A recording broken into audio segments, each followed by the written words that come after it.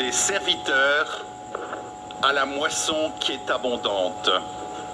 Au début de cette Eucharistie, reconnaissons-nous pécheurs, demandons pardon pour tous nos manques d'amour, nos manques d'écoute, nos manques d'application de la parole de Dieu.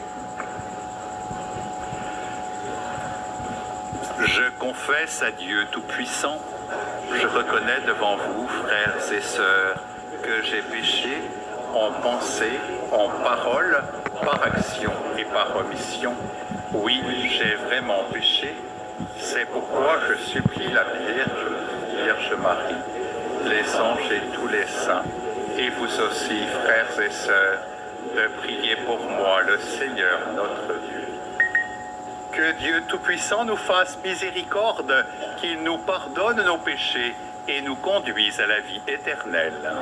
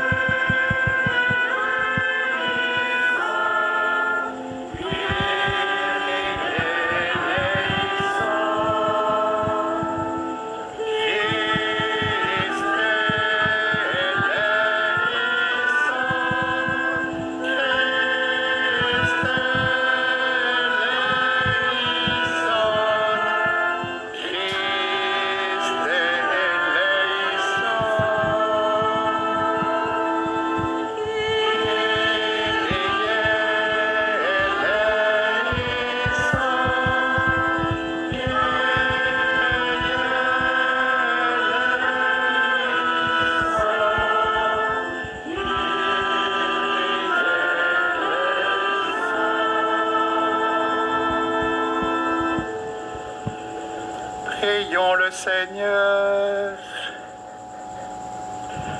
Seigneur Dieu, tu as donné le Saint-Esprit à tes apôtres alors qu'ils priaient avec Marie, la mère de Jésus.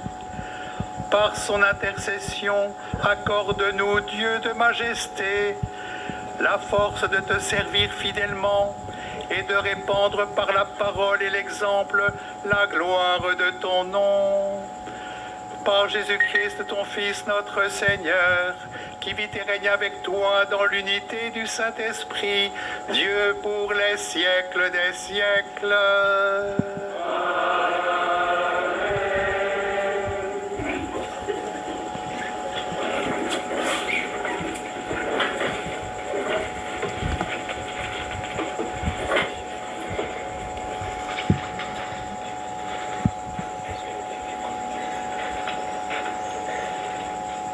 Lecture du livre du prophète Osée. Ainsi parle le Seigneur. Les fils d'Israël ont établi des rois sans me consulter. Ils ont nommé des princes sans mon accord. Avec leur argent et leur or, ils se sont fabriqués des idoles. Ils seront anéantis. Je le rejette, ton veau, Samarie. Ma colère s'est enflammée contre tes enfants. Refuseront-ils toujours de retrouver l'innocence? Ce veau est l'œuvre d'Israël. Un artisan l'a fabriqué. Ce n'est pas un dieu. Ce veau de Samarie sera mis en pièces. Ils ont semé le vent, ils récolteront la tempête. L'épi ne donnera pas de grain. S'il y avait du grain, il ne donnerait pas de farine. Et s'il en donnait, elle serait dévorée par les étrangers. Éphraïm a multiplié les autels pour expier le péché.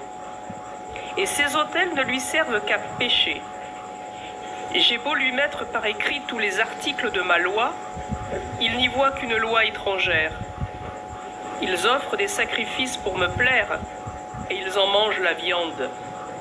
Mais le Seigneur n'y prend pas de plaisir.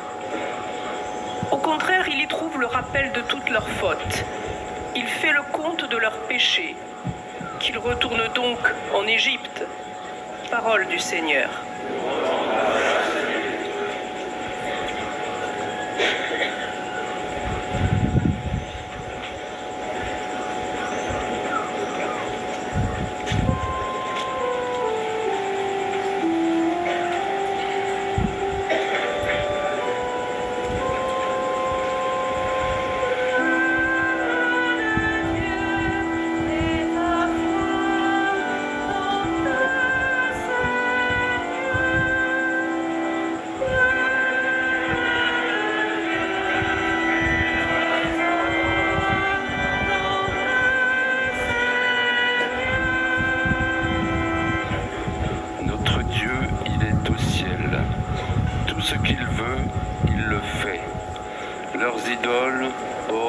d'argent, ouvrage de mains humaines.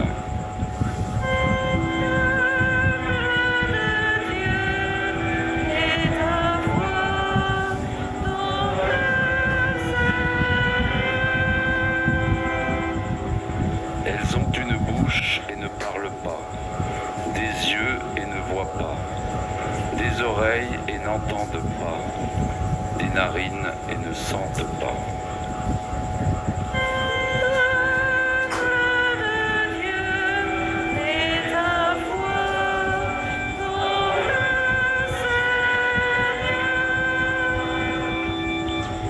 Leurs mains ne peuvent toucher, leurs pieds ne peuvent marcher.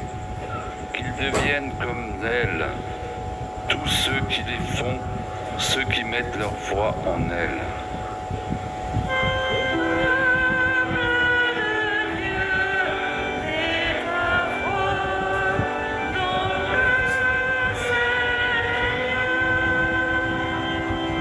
Israël, mets ta foi dans le Seigneur. Le secours, le bouclier, c'est lui. Famille d'Aaron, mets ta foi dans le Seigneur. Le secours, le bouclier, c'est lui.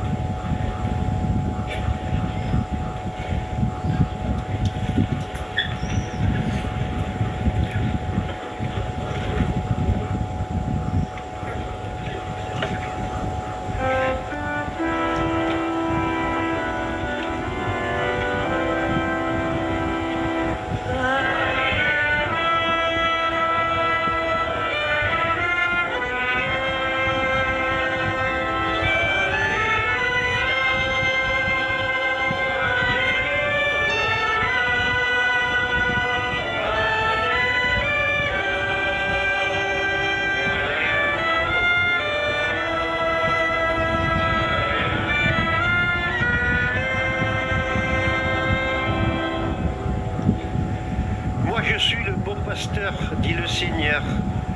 Je connais mes brebis et mes brebis me connaissent.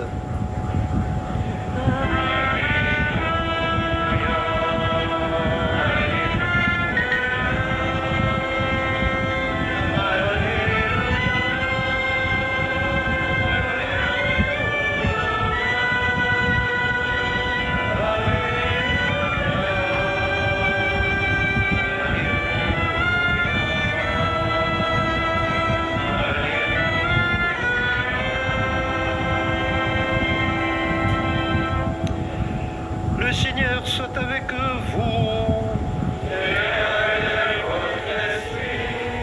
Bonne nouvelle de Jésus-Christ selon saint Matthieu.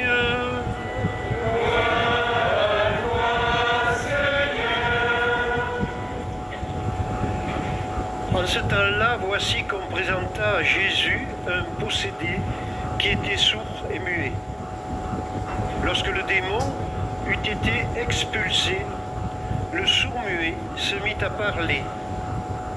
Les foules furent dans l'admiration et elles disaient « Jamais rien de pareil ne s'est vu en Israël. » Mais les pharisiens disaient « C'est par le chef des démons qu'il expulse les démons. » Jésus parcourait toutes les villes et tous les villages, enseignant dans leurs synagogues, proclamant l'évangile du royaume et guérissant toute maladie et toute infirmité. Voyant les foules, Jésus fut saisi de compassion envers elles, parce qu'elles étaient désemparées et abattues comme des brebis sans berger. Il dit alors à ses disciples, « La moisson est abondante, mais les ouvriers sont peu nombreux. Priez donc le maître de la moisson d'envoyer des ouvriers pour sa moisson. » Acclamons la parole de Dieu.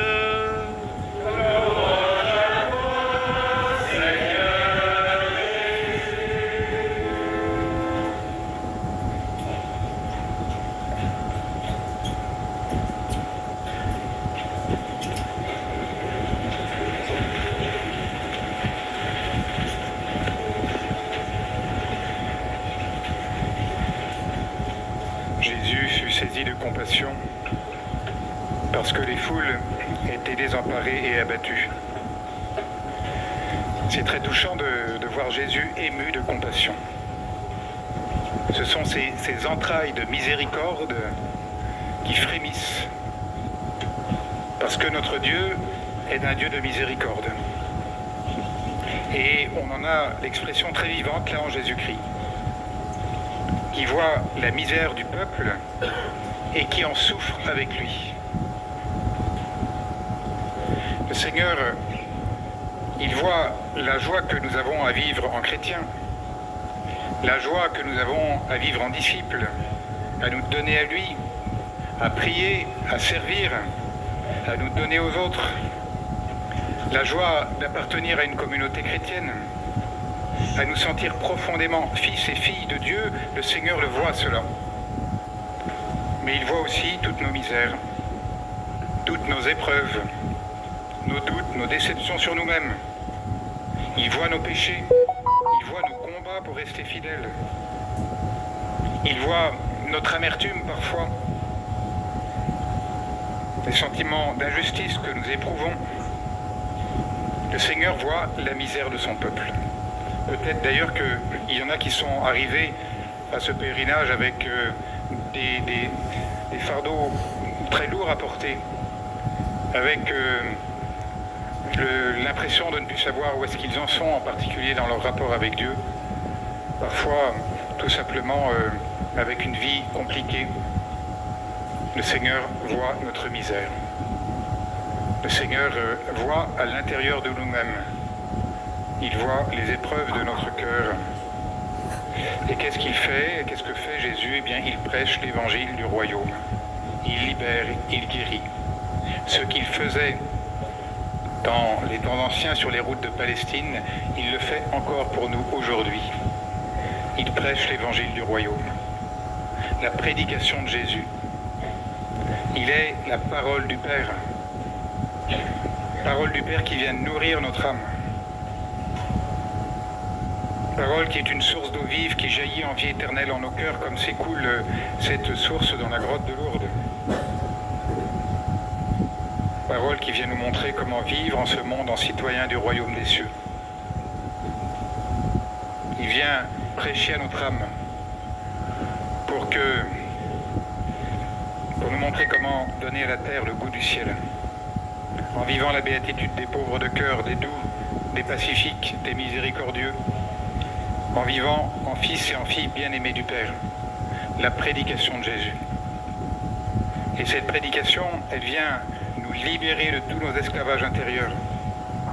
Elle nous libère du vieil homme en nous, vous savez, ce vieil homme centré sur lui-même, qui réclame toujours son dû, qui veut être au centre, comme un seul sujet au milieu d'un monde d'objets.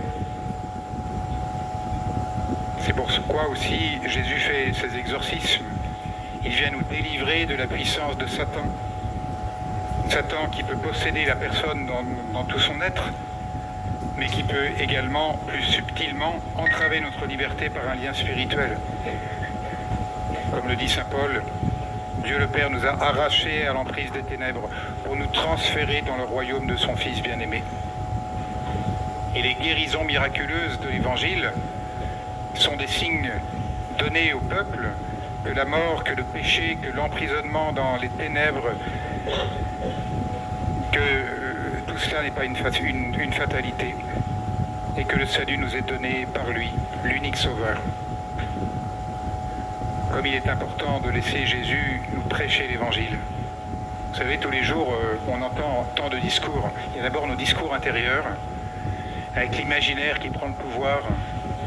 Et puis il y a les discours de tout ce qu'on peut entendre autour de nous, par les médias, par les conversations de table, voilà, toutes ces paroles, vous voyez, qui arrivent en nous Et comme il est important de garder chaque jour du temps pour que le Seigneur prêche à notre âme, pour écouter sa parole, pour entendre une autre parole, pour entendre cette parole qui vient d'en haut, qui vient nous libérer et qui vient nous guérir.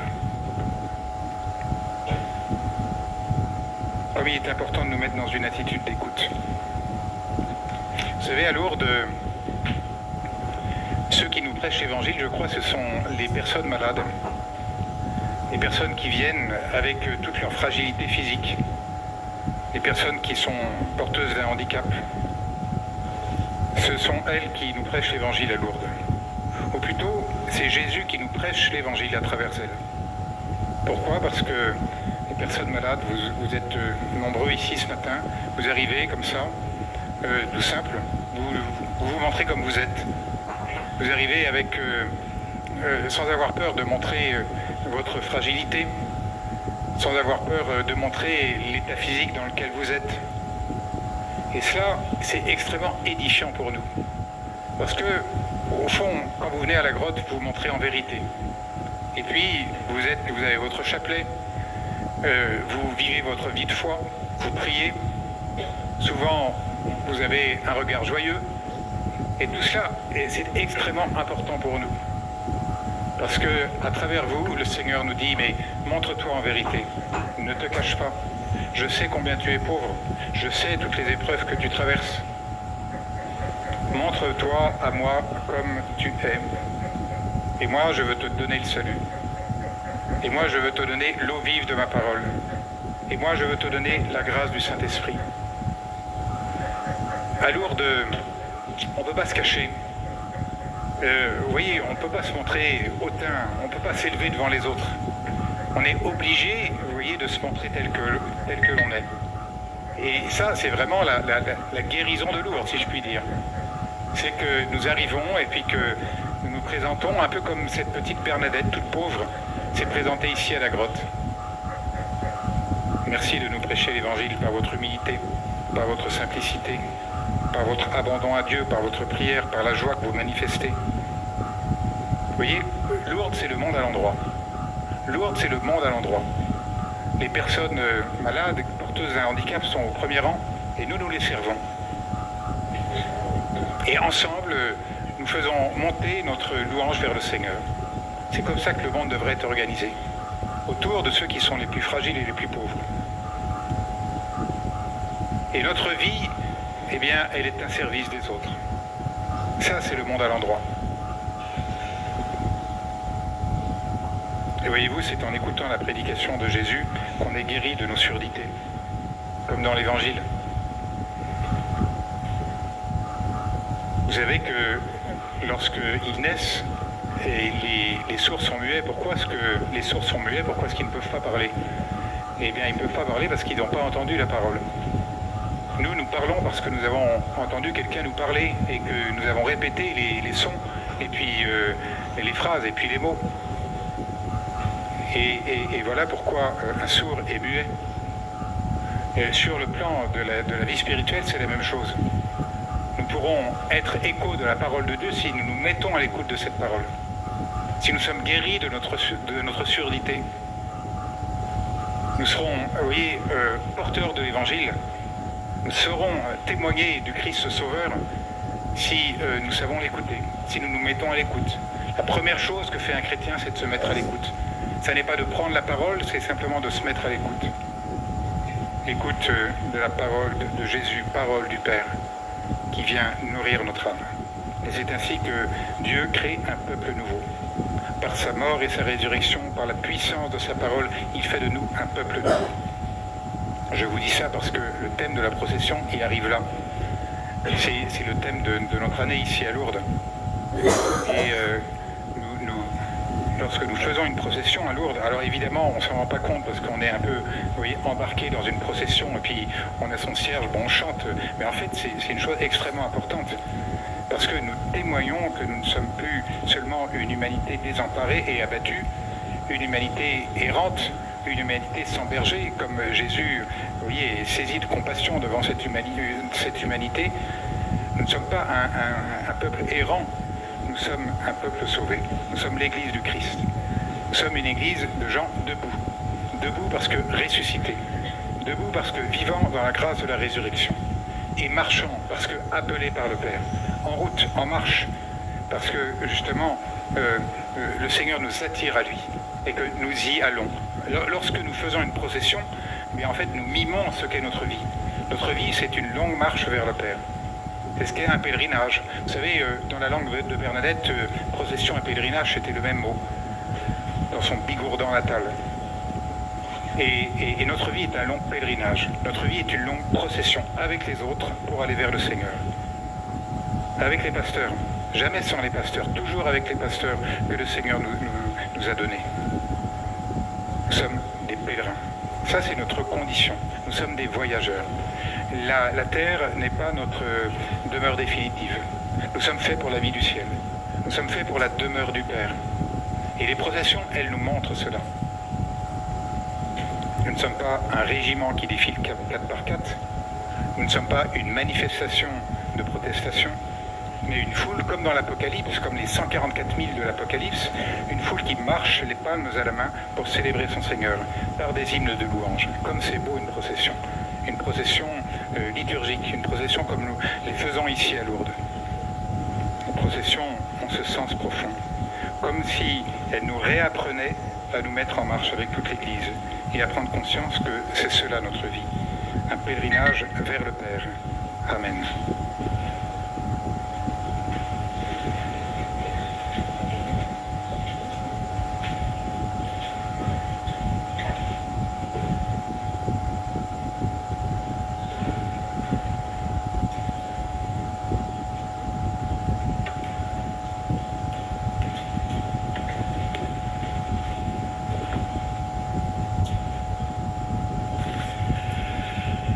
Frères et sœurs, rassemblés pour la prière commune, supplions le Seigneur très bon pour nous-mêmes et pour tous les hommes.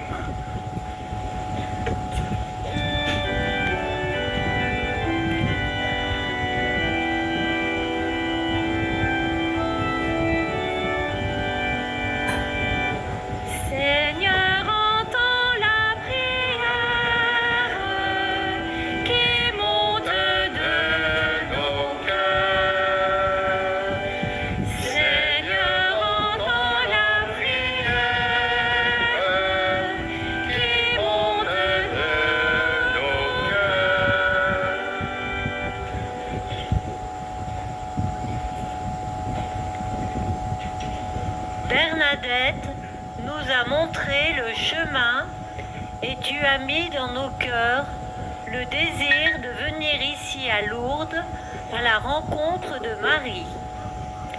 Seigneur, accorde à chacun d'entre nous la grâce d'un retour à la source de son baptême, le courage de répondre à ton appel et à tous ceux qui comptent sur notre prière, la certitude qu'ils seront exaucés. Seigneur, entends la prière qui monte de nos cœurs. Bernadette a été le relais de ta parole, cette bonne nouvelle annoncée aux plus pauvres. Seigneur, permets à chacun d'entre nous de rester attentif aux difficultés et aux souffrances des personnes qui font partie de notre vie et aide-nous à nous mettre à l'écoute de ce qui reste invisible pour les yeux. Seigneur, entends la prière qui monte de nos cœurs.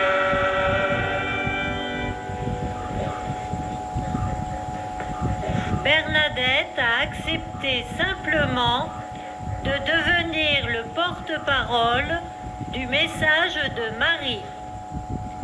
Seigneur, fais qu'à notre tour, nous puissions répondre à cet appel à témoigner du Christ qui restaure la vie pour tous les hommes et à oser sortir pour proclamer son évangile. Seigneur, entends la prière qui monte de nos cœurs. Bernadette a vécu dans la pauvreté, la fragilité, d'une santé précaire dans une société qui déjà rejetait le plus faible.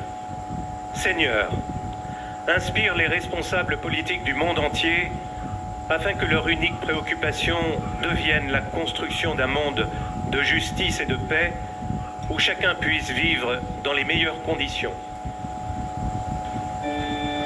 Seigneur, entends la prière qui monte de nos cœurs. Regarde avec bonté, Seigneur, le peuple qui se confie en ta miséricorde. Et comme il ne peut subsister sans toi, soutiens-le maintenant de tes bienfaits sur ce chemin sur la terre pour qu'il progresse jusqu'à l'éternité par le Christ, notre Seigneur. Amen.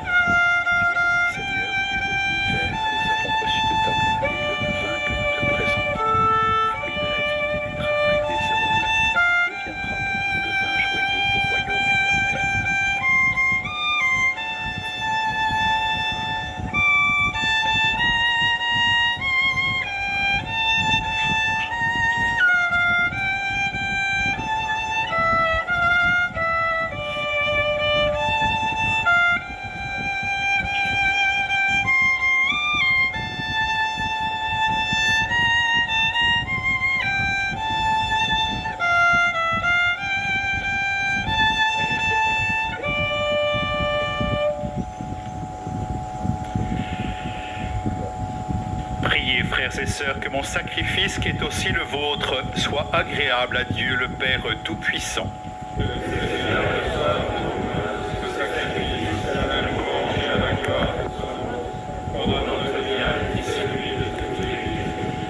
Dans ta miséricorde, Seigneur, et par l'intercession de la bienheureuse Marie, toujours vierge, fais que cette offrande obtienne à ton Église de voir grandir le nombre de ses fidèles et de resplendir en donnant sans cesse des fruits de sainteté par le Christ notre Seigneur. Le Seigneur soit avec vous. Et avec votre esprit. Élevons notre cœur. Tournons vers le Seigneur. Rendons grâce au Seigneur notre Dieu. Vraiment, Père très saint, il est juste et bon pour ta gloire et notre salut de te proclamer admirable dans le triomphe de tous les saints, et plus encore de dire la grandeur de ta bonté pour fêter la bienheureuse Vierge Marie en reprenant son cantique d'action de grâce. Oui, tu as fait des merveilles pour la terre entière et tu as étendu ta miséricorde à tous les âges. En choisissant ton humble servante pour donner au monde le Sauveur, ton Fils, le Seigneur Jésus-Christ. Par lui, les anges adorent ta majesté et se réjouissent en ta présence à jamais. À leur hymne de louange, laisse-nous joindre nos voix pour chanter et proclamer.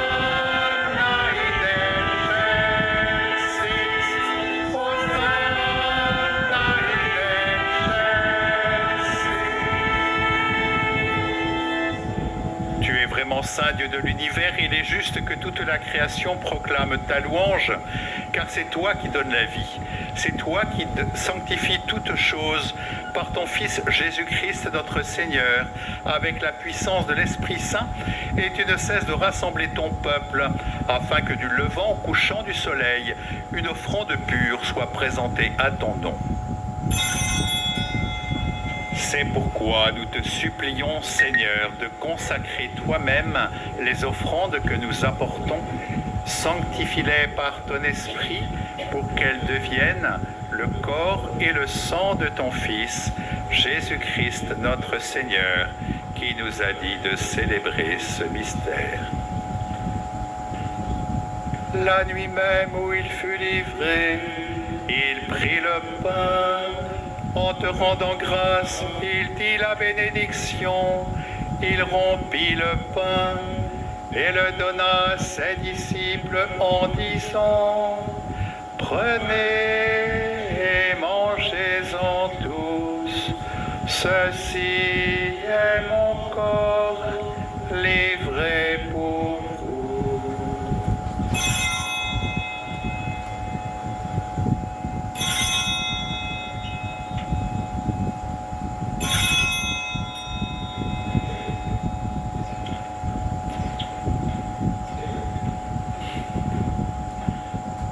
De même, après le repas, il prit la coupe.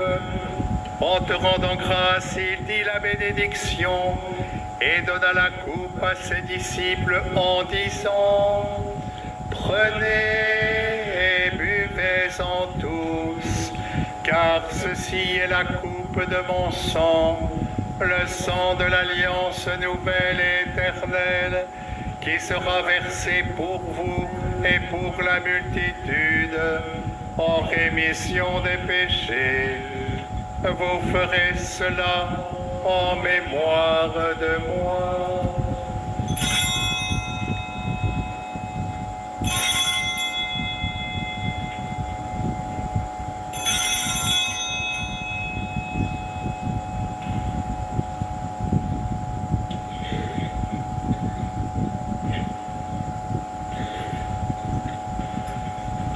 Il est grand le mystère de la foi. Nous annonçons ta mort, Seigneur Jésus. Nous proclamons ta résurrection. Nous attendons ta venue dans la gloire. En faisant ainsi mémoire de ton Fils, de sa passion qui nous sauve, de sa glorieuse résurrection et de son ascension dans le ciel, alors que nous attendons son dernier avènement, nous t'offrons, Seigneur, en action de grâce, ce sacrifice vivant et saint. Regarde, nous t'en prions l'oblation de ton Église et daigne reconnaître ton Fils qui, selon ta volonté, s'est offert en sacrifice pour nous réconcilier avec toi. Quand nous serons nourris de son corps et de son sang et remplis de l'Esprit Saint, accorde-nous d'être un seul corps et un seul esprit dans le Christ. Que l'Esprit Saint fasse de nous une éternelle offrande à ta gloire, pour que nous obtenions un jour l'héritage promis avec tes élus. En premier lieu, la bienheureuse Vierge Marie, Mère de Dieu, avec Saint Joseph son époux, les bienheureux apôtres, les glorieux martyrs, Sainte Bernadette et tous les saints, qui ne cessent d'intercéder auprès de toi et nous assurent de ton secours. Et maintenant, nous te supplions, Seigneur, par le sacrifice qui nous réconcilie avec toi, étends au monde entier le salut et la paix. Affermis ton Église en pèlerinage sur la terre, dans la foi et la charité, en union avec ton serviteur, notre pape François, et notre évêque Jean-Marc, l'ensemble des évêques, les prêtres, les diacres et tout le peuple que tu as racheté. Écoute en ta bonté les prières de ta famille que tu as voulu rassembler devant toi. Dans ta miséricorde, ramène à toi, Père très aimant, tous tes enfants dispersés.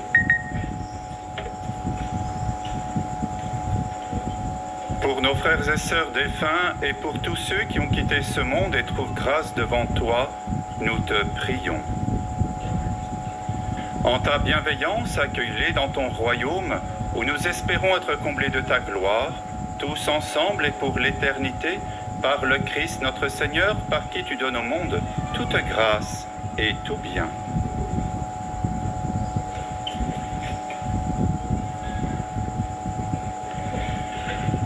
Par lui, avec lui et en lui.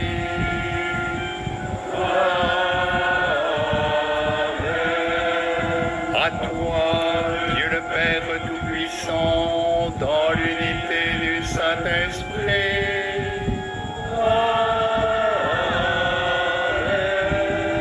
Tout honneur et toute gloire pour les siècles des siècles.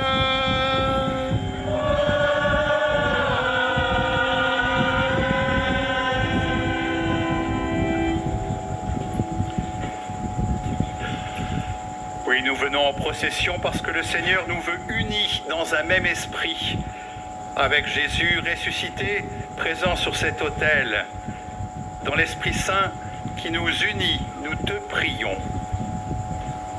Notre Père qui es aux cieux, que ton nom soit sanctifié, que ton règne vienne, que ta volonté soit faite sur la terre comme au ciel.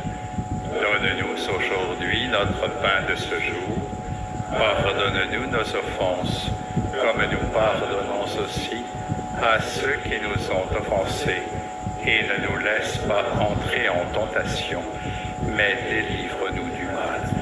Délivre-nous de tout mal, Seigneur, et donne la paix à notre temps. Soutenus par ta miséricorde, nous serons libérés de tout péché, à l'abri de toute épreuve, nous qui attendons que se réalise cette bienheureuse espérance, l'avènement de Jésus-Christ, notre Sauveur.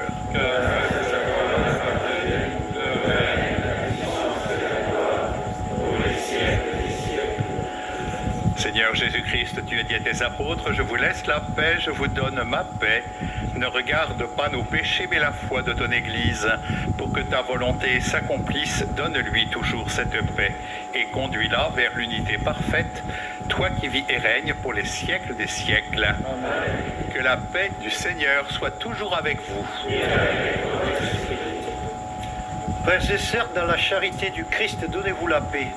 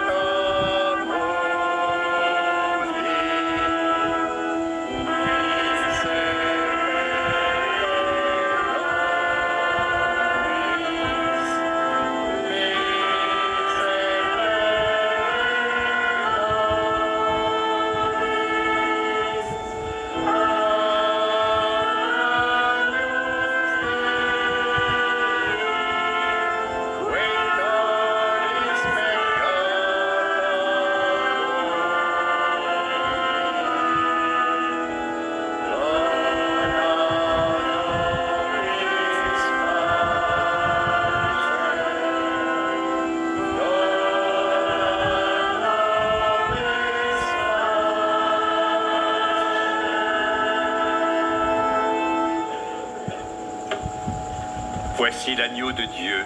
Voici celui qui enlève les péchés du monde.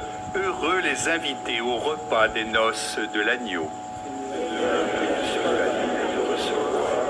Bénis seulement les paroles que je serai, que le corps et le sang du Christ nous gardent pour la vie éternelle.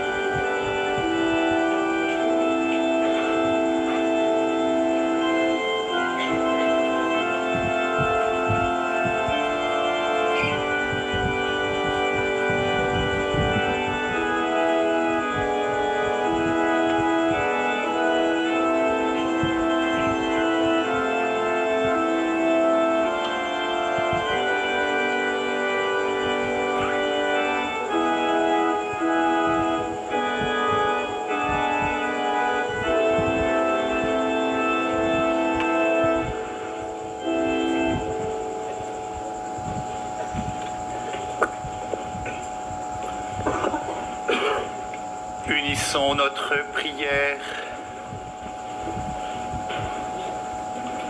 En célébrant la mémoire de la bienheureuse Vierge Marie, Reine des apôtres, nous avons reçu, Seigneur, la nourriture qui nous sauve.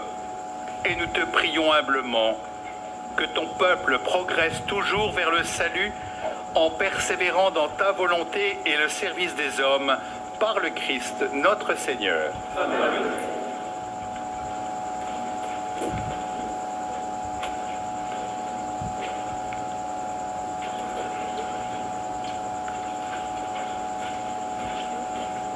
Le Seigneur soit avec vous.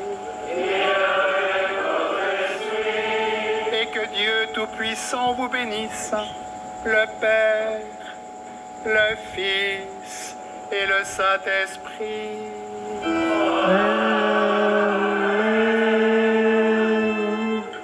Allez dans la paix du Christ.